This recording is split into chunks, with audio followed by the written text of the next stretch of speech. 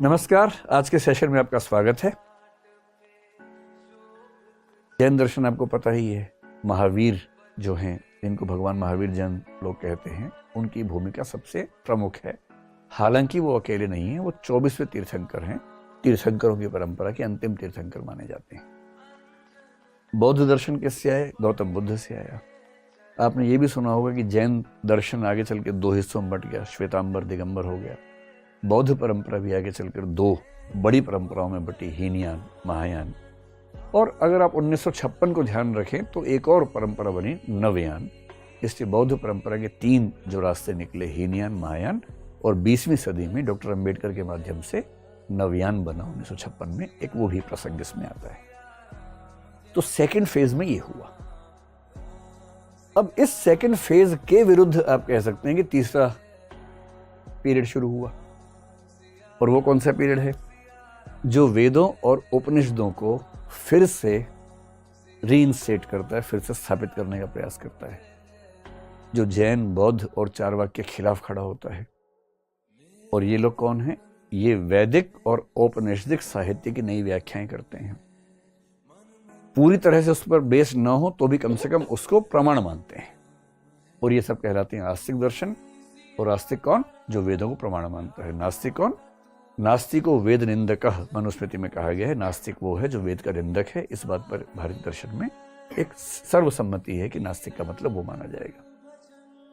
सांख्य और योग आपने नाम सुना होगा। ये दोनों दर्शन बहुत क्लोज हैं, इसलिए इनको एक ग्रुप मानते हैं, ग्रुप ऑफ फिलॉसफी है। ऐसे ही आपने एक नाम सुना होगा न्याय, और एक सुना होगा वैशेषिक। न्याय और वैशेषिक भी एक जॉइंट वेंचर जैसा समझ लीजिए कि 2 समूह एक साथ मिलकर काम कर रहे हैं। कुछ हिस्से पर आप काम करेंगे, हम मान लेंगे, कुछ हिस्से पर हम काम करेंगे, आप मान लेंगे। जैसे न्याय दर्शन ने ज्ञान मीमांसा पर ज्यादा काम किया, वैशेषिक ने तत्व मीमांसा पर ज्यादा काम किया, और एक दूसरे को मान लिया। तो इससे वो एक ग्रुप बन गया। और जो तीसरा ग्रुप बना उसका नाम है मीमांसा और वेदांत। मीमांसा और वेदांत, इन 6 फिलॉसफीज को अगर एक साथ जोड़ दें तो इसके लिए भारतीय दर्शन में एक शब्द चलता है, षट दर्शन।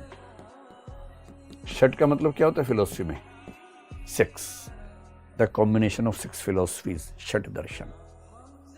इसी षट दर्शन को बोलते हैं हिंदू दर्शन। कोई आपसे पूछे कि हिंदू दर्शन क्या है, तो पता होना चाहिए हिंदू दर्शन का मतलब है 6 दर्शनों का समूह। सांख्य, योग, न्याय, वैशेषिक, मीमांसा, वेदांत। इन्हीं 6 दर्शनों के समूह को बोलते हैं सनातन दर्शन। तो जब कोई व्यक्ति कहे कि मैं सनातनी हूं, तो इसका बेसिक मतलब क्या है कि वो इन 6 दर्शनों में कही गई बातों को प्रमाण के रूप में स्वीकार करता है, इनके प्रति आस्था रखता है। तो ध्यान रखिएगा, हिंदू दर्शन, सनातन दर्शन, षट दर्शन एक ही बात है। और इसका मतलब 6 फिलॉसफीज का कॉम्बिनेशन है, ग्रुप है। ये 6 दर्शन कहां से आए? देखिए, वेदों में, उपनिषदों में बातें कही गई थी। उस समय तक लिपि का विकास नहीं हुआ था, तो लोग क्या करते थे? याद रख रख के काम चलाते थे। याद रखना पड़ता था सारा। जब आप याद रख के आगे बढ़ेंगे तो ज्यादा लिखना चाहेंगे या कम लिखना चाहेंगे? कम, ताकि याद रखना आसान रहे। तो इस दौर में क्या हुआ? इसको सूत्र युग भी कहते हैं। सूत्र लिखे गए। सूत्र क्या होता है? फॉर्मूला, कि बहुत संक्षेप में एक बात कह दो, उसी में सारी बात आ जाए। जैसे उपनिषदों में कुछ सूत्र हैं जिनको महावाक्य कहते हैं। आपने सुना होगा अहम ब्रह्मास्मि। ये बृहदारण्यक उपनिषद का बड़ा प्रमुख सूत्र है, मैं ही ब्रह्म हूं, अहम ब्रह्मास्मि। फिर आपने सुना होगा तत्वमसि। तत्वमसि बहुत महत्वपूर्ण सूत्र है। अगर आप केरल के शबरीमला मंदिर में जाएंगे तो मंदिर के बाहर मुख्य द्वार पर लिखा हुआ है तत्वमसि। तत्त्वम असि, वह तुम हो। इनको बोलते हैं महावाक्य। अब ये जो सारे के सारे सूत्र हैं, इसी तरह के बहुत सारे सूत्र इस तीसरे फेज में बने, और इन सारे दर्शनों का एक एक सूत्र कहलाता है। सांख्य दर्शन क्या है? तो एक व्यक्ति ने सांख्य सूत्र की रचना की, जिसका नाम है कपिल मुनि। सांख्य सूत्र आज तक मिला नहीं है हमें। हम सांख्य सूत्र के बारे में सुनते हैं, पढ़ते हैं, पर सांख्य सूत्र अब तक मिल नहीं पाया है। उसके बारे में रेफरेंसेस मिलते हैं बहुत सारे, बाकी सूत्र सारे मिल गए हैं, सांख्य सूत्र नहीं मिला है। ऐसे ही जब योग आया तो योग सूत्र लिखा, वो लिखा महर्षि पतंजलि ने। पतंजलि का नाम आपने सुना ही है ना। वो योग दर्शन की प्रवर्तक नहीं है, योग दर्शन तो बहुत पुराना है, लेकिन उन सारी चीजों को इकट्ठा करके सूत्र के रूप में रखने का काम किसने किया? महर्षि पतंजलि ने किया। ऐसे न्याय दर्शन है तो न्याय सूत्र हुआ, न्याय सूत्र लिखा जिन्होंने, उनका नाम अक्षपाद गौतम कहते हैं उनको।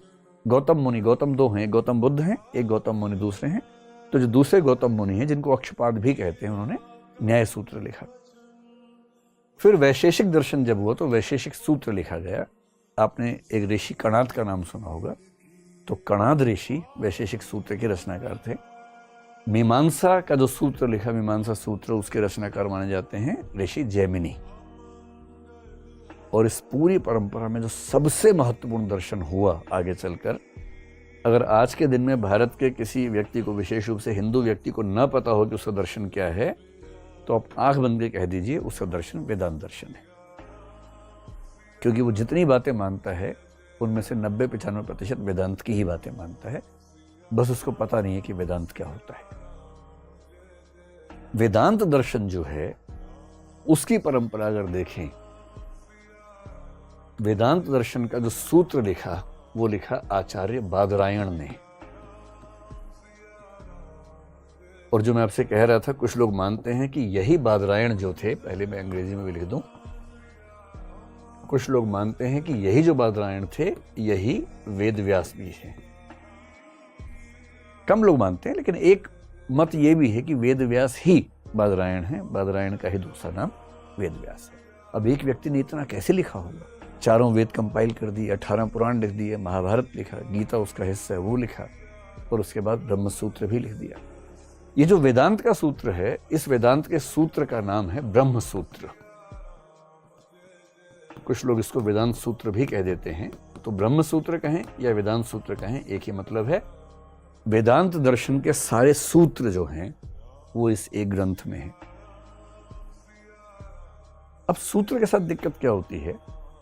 सूत्र होते हैं फॉर्मूले, और फॉर्मूला समझना आसान काम होता है, बहुत मुश्किल काम होता है।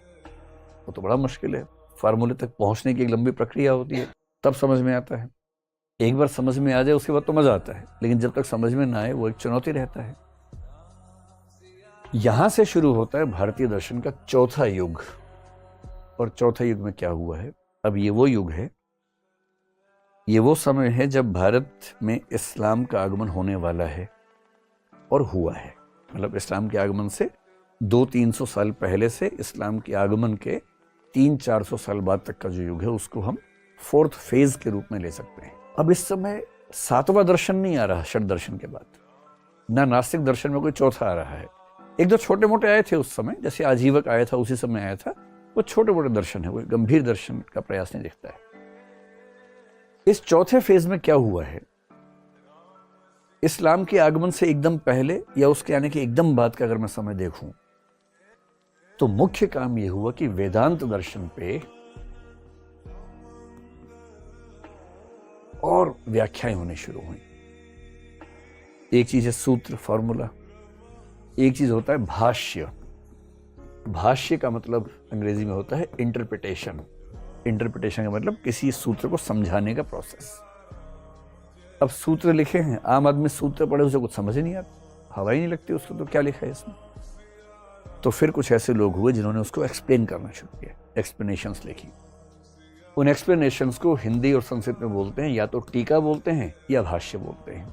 इन दोनों के लिए अंग्रेजी में क्या शब्द है? इंटरप्रिटेशन, एक्सप्लेनेशन, व्याख्या। अब एक बात मान लीजिए कि वेदांत दर्शन की कोई ठीक से व्याख्या करेगा तो उसको 3 सोर्सेस को पढ़ना पड़ेगा।